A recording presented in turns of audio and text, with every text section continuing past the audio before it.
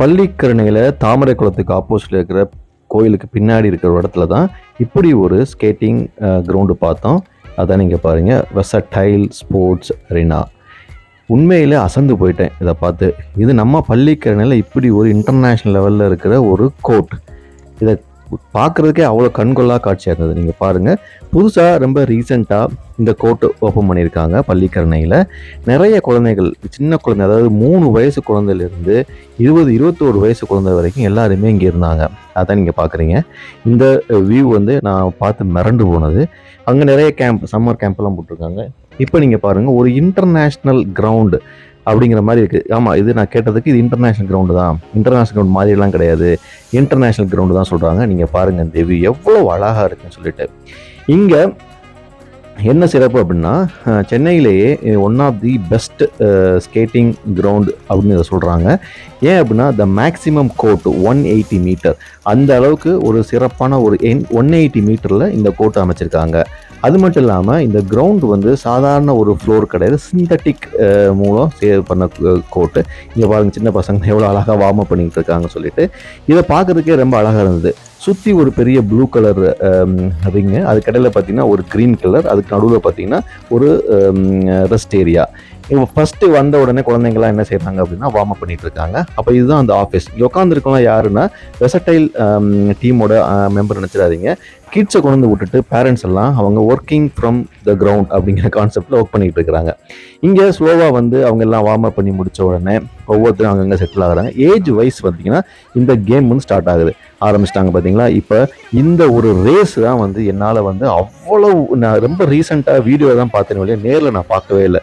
என்ன அருமையாக இந்த பசங்க ஸ்கேட் பண்ணுறாங்க பாருங்கள். இப்படி ஒரு ஸ்கேட்டிங் என் கண்ணுக்கு முன்னாடி வீட்டுக்கு பக்கத்தில் இப்படி ஒரு கிரவுண்ட் இருக்குங்கிறது சொல்லி நினைக்கும்போது ரொம்ப ஆச்சரியமாக இருக்குது.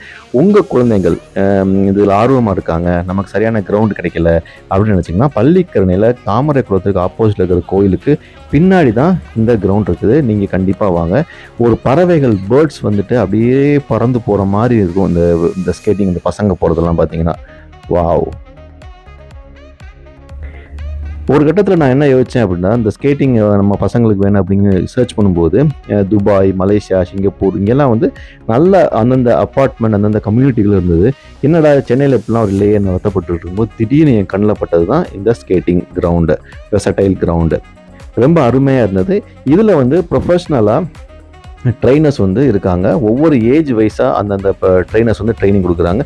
இவங்க எல்லாமே ஸ்டேட்டு அண்ட் நேஷ்னல் வைஸ் கேமுக்கு பார்ட்டிசிபேட் பண்ணுறாங்க. நீங்கள் பார்க்குற இந்த ஸ்கேட்டிங் போகிறப்போ அப்படியே பறவைகள் மாதிரி பறந்து போகிறாங்க இல்லையா அந்த குழந்தைகள், இவங்க எல்லாமே வந்து நேஷ்னல் லெவல்காக ப்ரிப்பேர் பண்ணப்பட்ட குழந்தைகள். இவங்க 3 வயதிலிருந்து கிட்டத்தட்ட இவங்க எல்லாமே பார்த்திங்கன்னா ஒரு 16 வயசு வரைக்கும் இருப்பாங்க நினைக்கிறேன். எல்லாருமே ஒரு 5 வருடம் 3 வருடம் ட்ரைனிங் எடுத்தவங்க. ஒரு நாளைக்கு கிட்டத்தட்ட 2 மணி நேரம் வந்து இந்த ப்ராக்டிஸ் பண்ணிக்கிறாங்க அப்படின்னு அந்த கோச் சொன்னார். 2 மணி நேரம் அப்படிங்கிறது பார்த்திங்கன்னா இந்த 180 மீட்டர் இதில் வந்துட்டு கிலோமீட்டர் வயசு அவர் சொன்னார். கிட்டத்தட்ட 30 to 40 கிலோமீட்டர்ஸ் வந்து அவங்க வந்து ஒரு ஸ்ட்ரெச் பண்ணுவாங்க. அதுக்கு பிறகு வந்து ஒரு பிரேக்கு, அதுக்கு பிறகு திருப்பி ஆரம்பிப்பாங்க அப்படின்னு சொல்லியிருந்தாரு. இந்த மை காட், இந்த ஆங்கிள் எனக்கு ரொம்ப பிடிச்சது. பாருங்கள், என்ஜாய் பண்ணுங்கள். இது நடுவில் இருக்குது என்ன அப்படின்னா, அவங்களுடைய பேக்ஸு, வாட்டர் பாட்டில், மற்ற எக்யூப்ஸு, அக்சசரிஸ்லாம் கொண்டு வந்தாங்க இல்லையா, அதெல்லாம் வந்து சென்டரில் வச்சுக்கிறாங்க. இது வந்து ஒரு இன்டர்நேஷ்னலில் இப்படி தான் இருக்குமா, இன்டர்நேஷ்னல் கிரவுண்ட் எல்லாமே வந்து ஸ்கேட்டிங்க்கு இப்படி தான் இருக்குமா. அதனுடைய சேம் செட்டப்பு தான் இங்கே ரெப்ளிகேட் பண்ணியிருக்காங்க. இவங்க சென்னையில் பல இடங்களில் இந்த மாதிரி ஒரு ஸ்கேட்டிங் பிளேஸ் வச்சுருந்தாலும் இது ரொம்ப ரீசெண்டாக இருக்கிறதுல மிகப்பெரிய ஒரு பிரம்மாண்டமான ஒரு ஸ்கேட்டிங் கிரவுண்ட் அப்படின்னு சொன்னாங்க. ஸ்கேட்டிங்லாம் பண்ணி முடிச்சுட்டு, அந்த ட்ரைனிங்லாம் முடிச்சுட்டு பசங்களாம் உட்காந்து ரிலாக்ஸ் பண்ணிகிட்டு இருக்காங்க. நம்ம பண்ணுவோம் இல்லையா, கேம் விளாண்ட பிறகு சும்மா உட்காந்து பேசிகிட்டு இருப்போம். அவங்க அதே கிட்டோட உட்காந்து அப்படி ரிலாக்ஸ் பண்ணிக்கிட்டு இருந்தாங்க. இதுக்கு பக்கத்துலேயே பார்த்தீங்கன்னா பேரண்ட்ஸ் எல்லாமே வந்து அவங்களுக்கு சிட்டிங் பண்ணுறதுக்கு அழகான ஒரு பெஞ்ச்லாம் வச்சுருந்தாங்க. அப்போ சில பேர்லாம் ஒர்க் பண்ணிட்டு இருந்தாங்க. திடீர்னு பார்த்தீங்கன்னா யாருமே காணும் அப்படின்னா ஒரு கார்னரில் பார்த்தீங்கன்னா கோச்சோட பேசிக்கிட்டு இருந்தாங்க. ஸோ இன்றைக்கி நடந்ததை பற்றி ரீகேப், நாளைக்கு என்ன செய்ய போகிறீங்க அப்படிங்கிற ஒரு இன்ஸ்ட்ரக்ஷனை கொடுத்துக்கிட்டே இருந்தார். இது எப்படின்னா வாரத்தில் வீக்கும் இருக்குது, வீக்கெண்ட்ஸும் இருக்குது. எல்லாமே வந்து இப்போ சம்மருங்கனால morning, early morning and evenings வச்சுருக்காங்க. பிட்வீன் கிடையவே கிடையாது. இதை பார்த்து ரொம்ப ரொம்ப சூப்பராக இருந்தது. வந்து ஜாயின் பண்ணுங்கள். தேங்க்யூ.